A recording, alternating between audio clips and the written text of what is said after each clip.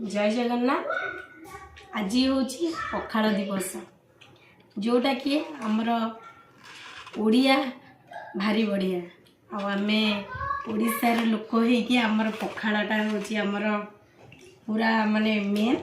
आज हूँ मार्च 20 तारीख जोटा कि पखाड़ दिवस समस्ते तो करिसेंती। आज मो घर आज कौन पखाड़ दिवस आसतु देखा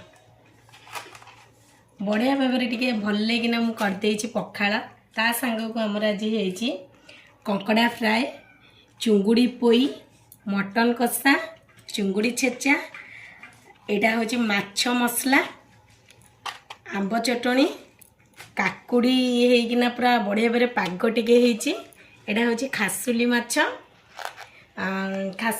यहाँ हूँ जो डंक नुआ आइटम आज गोटे बनई बढ़िया भाव समस्ते तो आज पखाड़ दिवस करुँच।